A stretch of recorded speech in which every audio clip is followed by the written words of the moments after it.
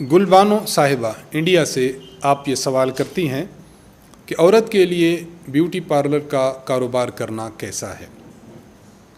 اس کے حکم میں کچھ تفصیل ہے، اس کو سمجھ لیا جائے۔ نمبر ایک یہ کہ عورت کے لیے کوئی بھی کاروبار کرنا، اس کے لیے بنیادی طور پر یہ دیکھا جائے کہ اگر اس کو اس کاروبار کی ضرورت ہے، آمدن کے لیے، گھر کے اخراجات کے لیے ضرورت ہے تو اس کام کو کرے، اور اگر بلا ضرورت ہو تو بہتر یہ ہے کہ اس کو نہ کیا جائے۔ عورت کے لیے اصل حکم یہی ہوتا ہے کہ وہ اپنے گھر میں رہے، گھر میں سے باہر جانے کے لیے اگر ضرورت ہے تو باہر جایا جائے، اگر ضرورت نہ ہو تو پھر گھر پر ہی رہنا عورت کے لیے زیادہ موزوں اور زیادہ مناسب ہے۔ اور جہاں تک بیوٹی پارلر کا تعلق ہے تو اس کے لیے پہلی شرط تو یہ ہے کہ بیوٹی پارلر میں مردوں کا داخلہ ممنوع ہو، وہاں خواتین بھی ہوں، مرد بھی ہوں، اور مردوں اور خواتین کا اگر اختلاط ہو تو یہ اس طرح بیوٹی پارلر چلانا جائز نہیں ہے۔ دوسری بات یہ کہ وہاں پر اگر زیب و زینت کا کام ہوتا ہے تو زیب و زینت کا کام خواتین صرف خواتین کے لیے کریں۔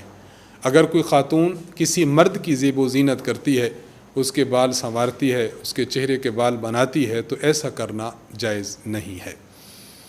تیسری شرط اس میں یہ ہے کہ اگر کوئی خاتون کسی خاتون کے بال بناتی ہے یا اس کے چہرے کے بال بناتی ہے تو یہ دیکھ لیا جائے کہ خاتون کے لیے بالوں کو کٹوانا جائز نہیں ہے۔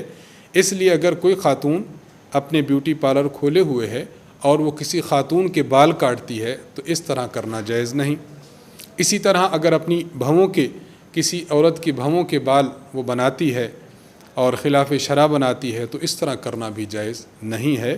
خلاصہ اس جواب کا یہ نکلتا ہے کہ اگر بیوٹی پارلر ضرورت سمجھتی ہے خاتون اپنے لیے تو اس کو کھولنے کی اجازت ہے، لیکن ان شرائط کا خیال رکھے، مردوں اور خواتین کا اختلاط نہ ہو، اور وہاں پر صرف عورتوں کی زیب و زینت کا کام ہونا چاہیے تو ٹھیک ہے، وگرنہ درست نہیں۔